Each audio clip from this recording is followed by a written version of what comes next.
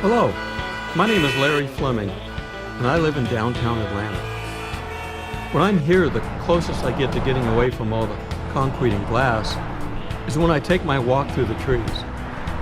So, to really escape, I go camping. This series will show you how I do it, and hopefully show you how you can do it too.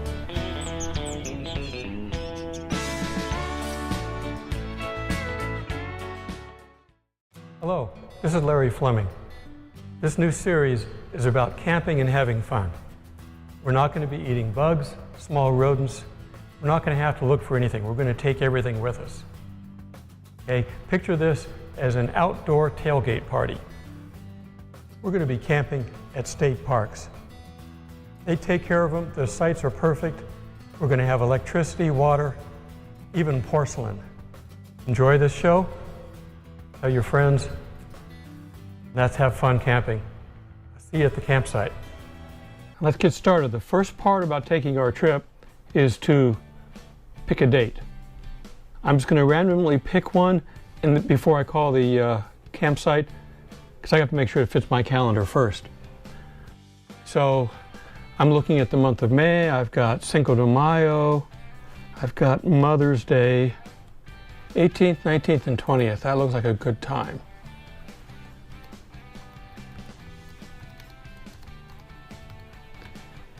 And we'll save that. We better edit it because I got to put the full range in. 19 and 20. I know where I'm going, but I want to make sure that the dates are available. So let's take a look at that first.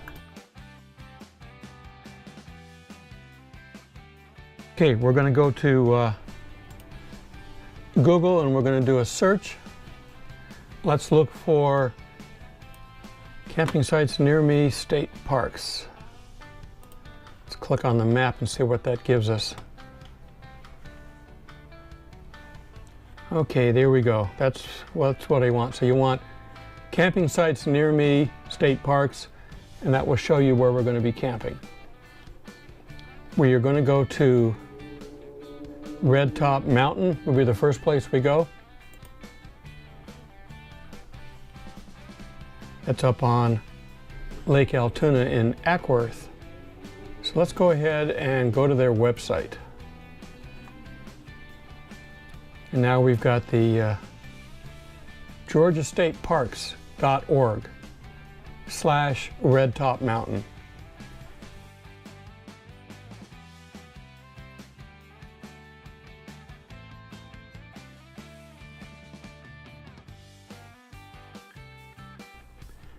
GeorgiaStateParks.org is a site you want to go ahead and put in your favorites because it's going to list all the state parks in Georgia, not just the one we're going to.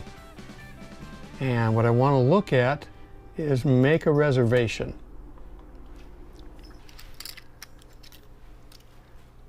Need to put my cheaters on to read this. They're starting off listing by cottage. If you look at what we've got in here, we've got campsites, electric cottages, group shelters, pioneer camping, and tent-only campsites. Tent-only campsites are where we're going to go. So let's go ahead and take a look at this. And that's narrowed down my list. We want power and water and tent-only campsites. Let's take a look. In case you don't know where these are at, you can click on the heading that says the map.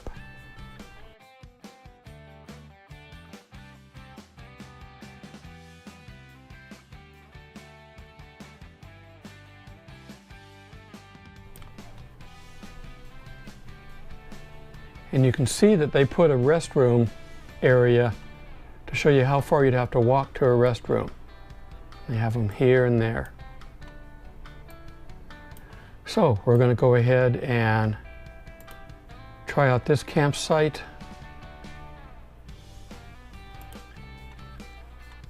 I want to check the dates again. So remember, it was May 18th for 2 nights. Check availability. Okay, so we're good to go on this time frame. I'm going to go ahead and book it. Nothing else going on, just follow the rules of the campsites and everything. But everything you need is right here on this campsite. So what you want to do is go to georgiastateparks.org, find your campsite, see if it's available, and if you don't know what to do, you can call. You can put in a request. You got some customer service numbers for Georgia State Parks.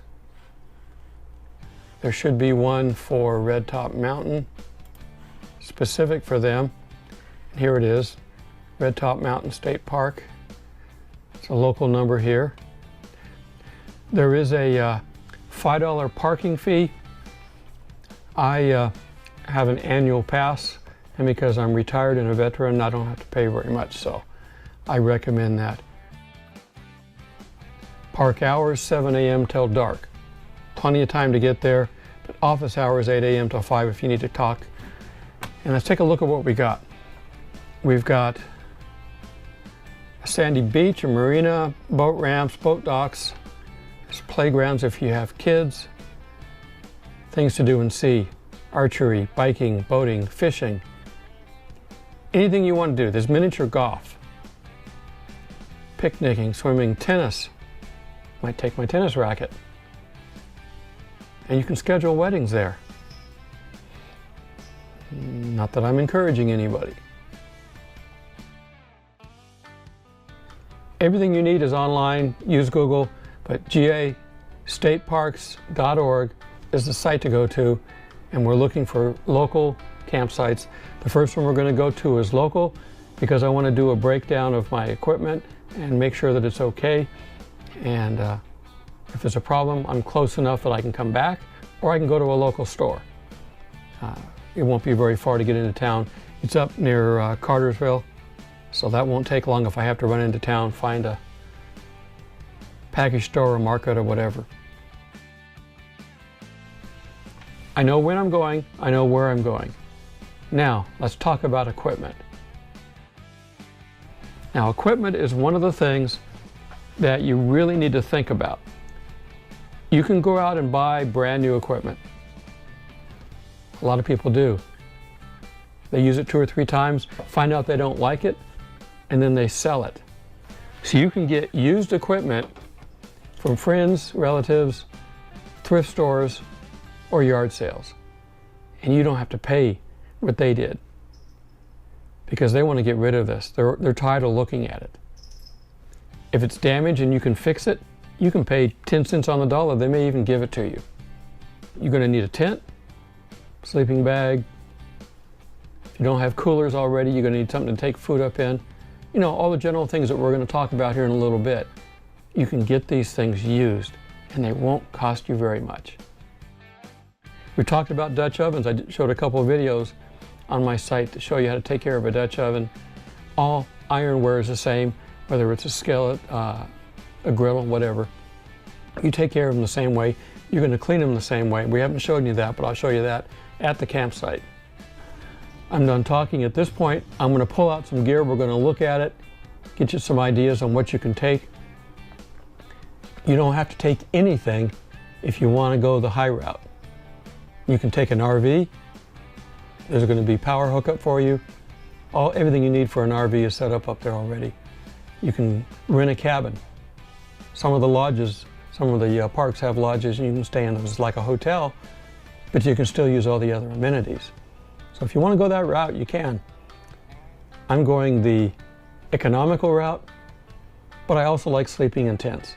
Gets me closer to nature. Let's go ahead and switch to the next sequence here, and I'll show you what to take with you. This segment is about camping equipment. Like I talked about in the last segment, you don't have to go buy new. There are people that have bought equipment out there that they're never going to use again. Buying camping equipment is sort of like buying exercise equipment. You get that new treadmill, you run on it for a couple of times, and you realize that there's actually work involved, and then they stop using it. They spend the rest of the time dusting it off. It's the same thing with camping equipment. So I want you to look out there, check with family, yard sales. Again, just like I mentioned before, you don't have to buy new. Find something that somebody doesn't want because they don't want to have to dust it anymore.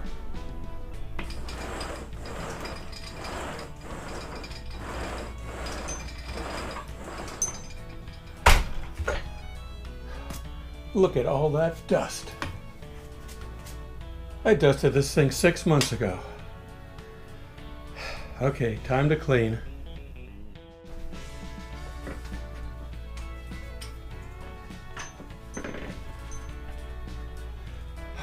This is hard work. That was a little fun, but it's true. There's equipment out there that you can buy right now that's just sitting there collecting dust. I want to start with tents. I'm not going to put my tent together because it would do better to show you that outdoors. I'm going to talk a little bit about tents. Tents are designed really just to keep water and the environment off of you. They're not going to be very well insulated unless you're going to go climb a mountain like the Andes or something like that, or you need to have a really cold weather tent. Most of the tents are not going to have any kind of barrier like that. You're going to want a ground cloth underneath your tent. I'm going to talk about that in a second. And the reason you want that is a lot of these tents have these plastic barriers, waterproof barriers on the bottom. And you want to protect that over the course of the life of the tent. So you put a ground cloth underneath it. And that will make sure that even if the water comes up a quarter of an inch or a half inch because of rain, runoff, you're not going to get wet inside of your tent. You might also look at my bag and wonder, what kind of a tent bag is this?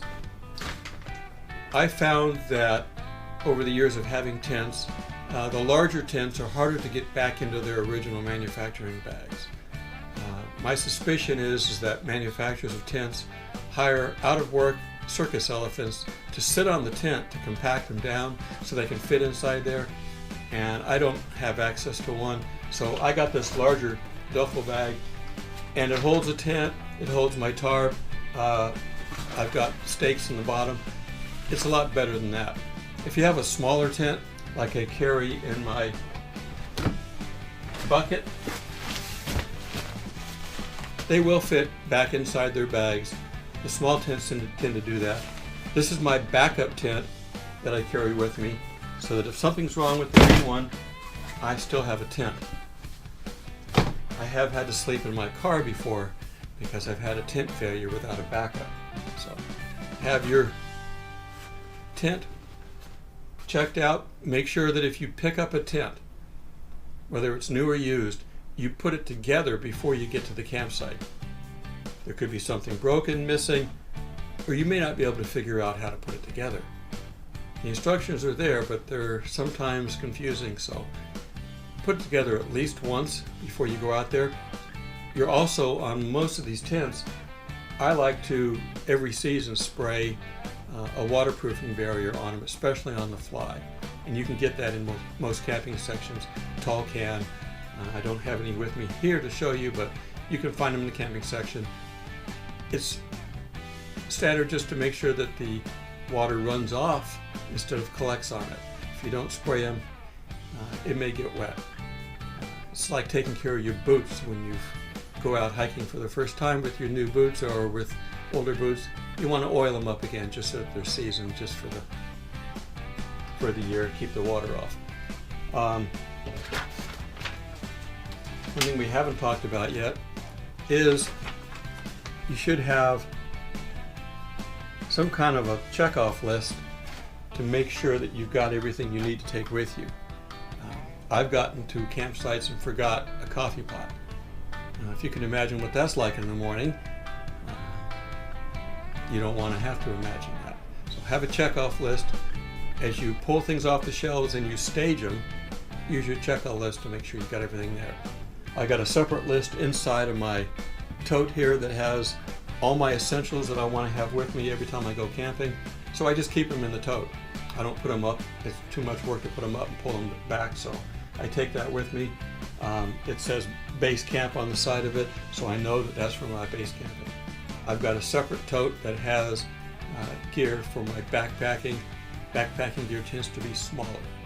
Okay. When you're looking for tents, you want to look at the size and the way it's made. You don't necessarily want to go out and get an old tent. Some people like to do more surplus. Well, we have a lot better technology than they did back then. So when you're looking for a tent, get one for size. When they say 2-man tent, 3-man, 5-man, whatever it is, imagine if it's a 3-man tent, putting bodies right next to each other. That basically shows you what the floor space is. I wouldn't want to be in a tent rated for a 3-man with 3 people in the tent. It's just too tight. This tent here, when it goes up, it's a large tent. And you can see, here's the picture of my tent in a winter scene. There's snow around it, so you can go camping in the winter, and these tents will work. It doesn't matter what the temperature is. You're going to be dressed appropriately in and out of the tent. Tent design is to keep the water off of you and to keep bugs on the outside and you on the inside. You always keep the zipper closed on it so that it's not open to the outside. Most tents have windows, so you just keep that open and let the breeze blow through during the daytime. And when you're ready to go in there, if you need to, you can close them down. The fly should keep the rain off the top. That's what that's there for. It's a separate device for that. You can, if you want to, even hang an additional tarp above it using ropes. And I'll show you how we do that when we get to the campsite. You know, I was going to use a backdrop, put a green screen up here, and just use a backdrop of the outdoors, because we've been inside too much. This whole episode's been inside. But you know, most of everything you've got for camping is green, so a green screen wouldn't work. I don't have a blue screen where I can get to it right now, so you have to put up with my window blinds. This will be the last time we're inside. Next episode, from then on, we're outside. So thank you for putting up with this. I want to get out camping, so we're going to cover all this. The next thing I want to talk about is, what are we going to sleep on? If you've got a small tent, you're basically going to need just ground covering. You don't want to sleep on the ground. The ground will, even with a tent barrier on there and a tarp below that, you still suck the cold out of you. It would just, it's not comfortable and it's not going to work good. The very basics you want is some kind of a foam barrier. This is very light. I take this in my backpack when I go camping with my backpack. Maybe it's a little bit too light. The next stage, you can get these, they unroll, and when you blow them up, they have a nice inch of air barrier to separate you. These are probably pretty good. I'd recommend these. You can use just simple rubberized matting. It just depends on where you're camping, what the ground condition's like. Me, personally, I'm built for comfort, so I have a fold-up cot that I take with me. It fits in there perfectly, and the only problem you have with a cot is in the wintertime, air can get underneath it, so you just run a blanket over the top of it to prevent air from circulating underneath. But other than that, this is what I recommend if your tent's large enough. If it's not, use one of the other ground covers. I do want to talk a little bit about first aid. If you know nothing about first aid, you can still take a first aid kit with you. I have a large one. It's got a number of advantages. If you've got any kind of an injury, you've pretty much got everything in here that you can get by for field dressing, medications, everything you could possibly need in there. You should have a snake bite kit. I have never been bitten by snakes, and I have seen hundreds of snakes in my life when I'm out. For the most part, like any animal, if you're making enough noise, they're going to get away from you. The time that people get bit from snakes is when they're lounging and they're asleep and you step on them, they're going to react just like you'd react. So you don't want to be walking around where you can't see where you're walking. There's plenty of trails, you can walk on them. Look on logs and rocks as you go by. Sometimes they get up on top and they just sit there and collect the sun. They are reptiles, so they need the heat of the sun. Also, when you're around water, they go down to water to cool off again. So first aid kit should have a snake bite kit, probably some Benadryl in case you get a reaction to something, a tick puller, which is basically something that grabs onto it, to the tick, and you unscrew it out of your body because they burrow themselves in. If you just scrape them off, the head stays in there and you can get an infection from it. Yeah, kind of gross, but ticks are designed to be unscrewed out. You get a tick puller that just grabs onto them. You want to check every time you get an opportunity to check, see if you've got any ticks on you. Ticks love animals. The more animals in the area, especially deer, the more likelihood you're going to find ticks. They tend to kind of hang on bushes, and when you walk through the bushes, sometimes they can fall on you and they go for someplace dark and warm, and then they feed on blood. That's how they live. So you want to watch for ticks. We do have ticks in the area now that have been known to have Lyme disease, so you want to read up on what Lyme disease is. The likelihood of getting it is low, but it's always something that you should be aware about. And we've got small first aid packs that you can put on a belt and just carry around with you if you're going for a walk. You should certainly have, if you haven't been out hiking for a while, some moleskin or some tape that you can put over blisters when you get them. First aid's important. If you're prepared for it, you can deal with it. Anything major, you need to get in and see a doctor. There may be medical help at the campsite. You can ask when you get there if there is. Most likely you're going to have to work on whatever their schedule is. But we're not too far from civilization. If you break a bone, you immobilize it, and you get to a medical facility where you can get help. In most of these areas, 911 will work, but you're pretty far out. It might take them a while, so it's up to you whether you drive and meet them or whether they come to you. So, safety is an important thing while we're out camping. Observing what you're doing will keep you safe most of the time, but accidents do happen. Now I want to talk a little bit about staying hydrated. You're outside. You can live for a while without food, especially like me. I've got enough stored up from the wintertime, which hopefully we're going to see disappear over this season. But you need to stay hydrated. There's a number of ways you can do this. I love these camel pouches that you can carry with you, and you've got water you can take with you in the campsite themselves. Get some insulated mugs, and when you fill it up with cold water, with ice, or with any kind of a juice or whatever, you can have this. Realize that alcohol dehydrates, so if you drink a lot of beer, you better get some water with it when you're outside. Otherwise you can get dehydrated. Any alcohol will do that, whether it's wine, beer, or harder alcohol. So stay hydrated and you stay healthier.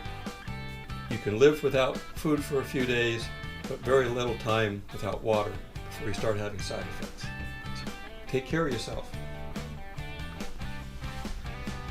I want to talk now a little bit about cooking preparedness. We are going to use a standard cooking stove. There's many different types and many different fuels. I personally prefer propane fuel in these little containers. If you're doing an awful lot of camping, you can get the very large propane tanks that you can exchange at your local gas stations if you want. Just make sure that whatever type of tank you're using, you have the right hookup. Because this right now will hook into this, but if I try to use the big tank, I'd have to have an adapter. Okay, so we're going to cook on a propane tank for boiling water, things like this, things that have to be cooked in water, like noodles, things like that. I can do that. But we're going to cook bigger meals in the Dutch ovens. Check out my videos on how to prepare these.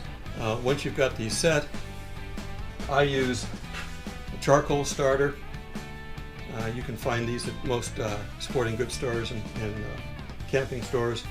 You fill it full of your standard briquette charcoal, and you can use mesquite charcoal as well if you want. Put some paper underneath or a fire starter, light it, and the chimney effect will basically get these things going really fast. You pour them out into your cooking area that you're going to cook at, and if you're going to use a lot more than just one, leave 2 or 3 briquettes in the bottom, refill it, and they will reheat those up, and you will have a second batch. This is the basics that I take with me, plus I've got pots and pans that I will take with me for cooking the simple stuff on the camp stove.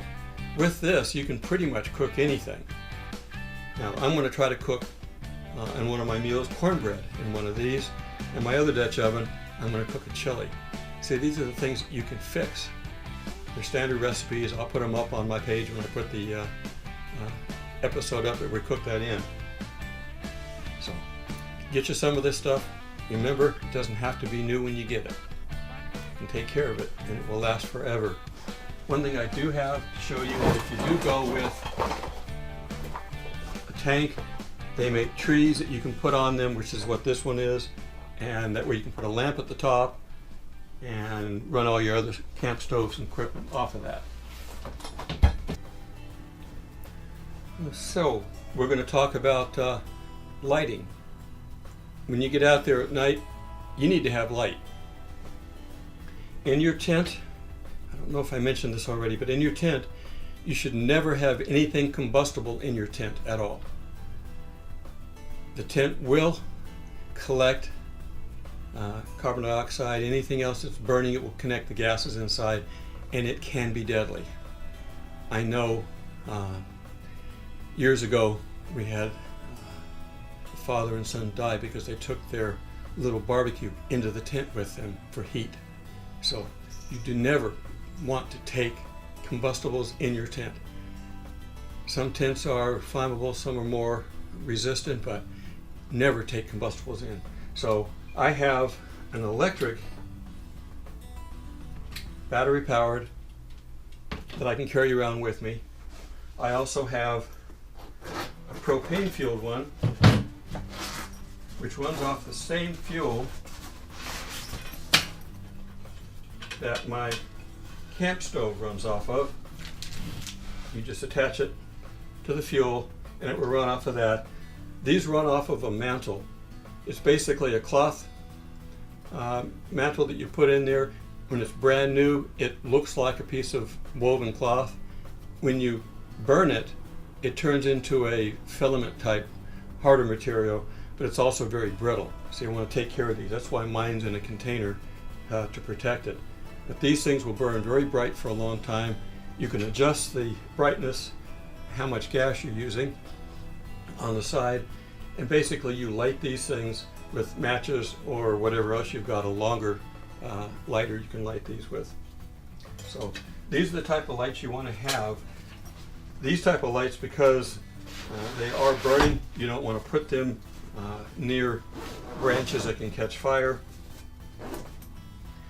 I typically use a tree hook that wraps around the tree and has a piece of metal sticking out that you can set them on, and then I tie it onto that in case the wind blows.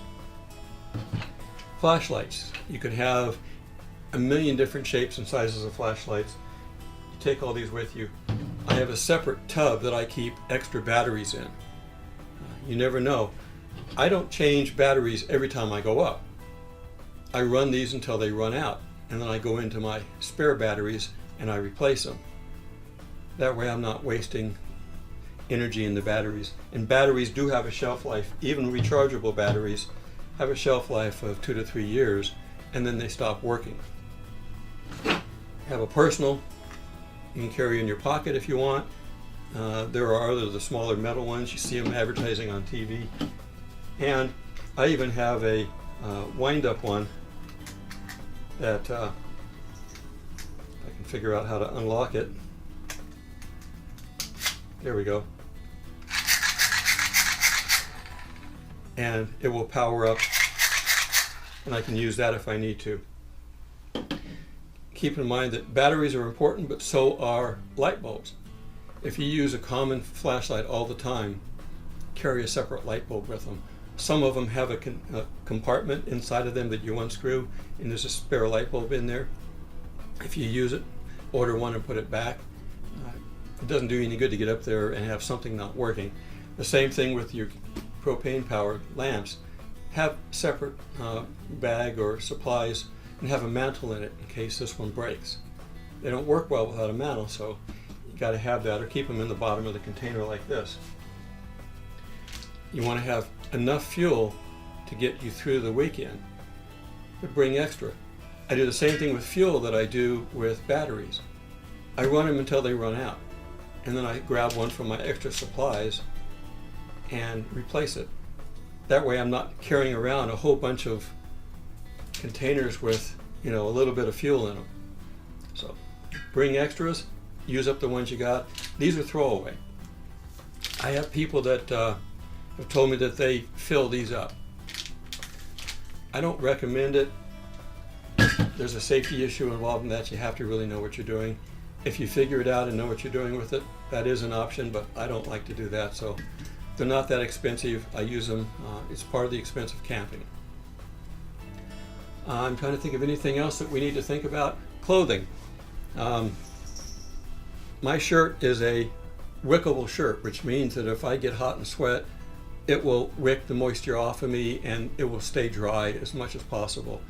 I get the cooling effect of the body perspiring, but I don't stay wet all day long. And that's something key.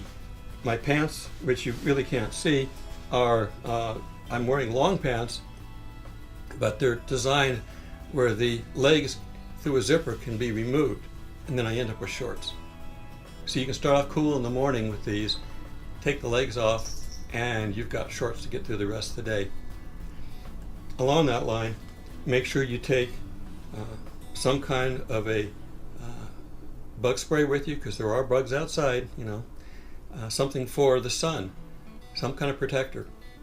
It can be a spray, whatever you want to use. I take a spray with me, put it on, and you might have to repeat it 2 or 3 times, especially if you're in or near water. That stuff's going to wash off, so keep applying it. Keep checking yourself, make sure that you're not getting sunburnt. The sun will totally destroy your skin in a couple hours out. You will be sunburnt and be uncomfortable the next day. You've had that happen. You don't need to go camping for that, so take care of yourself with that. I'm trying to think of what else I take. One of the things that I do, like I said, with my tub, in my tub that I carry with me, I've got some water purifiers, I've got some tools in there, some eating utensils, other things that I might need, just little things that I can think of that I put in that. That way, every time I go out, I always have that. I think I've covered everything. We're ready to go camping. So let's get out of this indoor scene and take advantage of everything that you've learned. If this was boring because you know all this, I'm sorry. It's to help those that don't. Let's go to the campsite. And I will continue to teach from the campsite, but it won't be as long and boring as this, because we will just show you how to do something, I'll explain it, and then we'll go on. So let's get to the campsite and have some fun.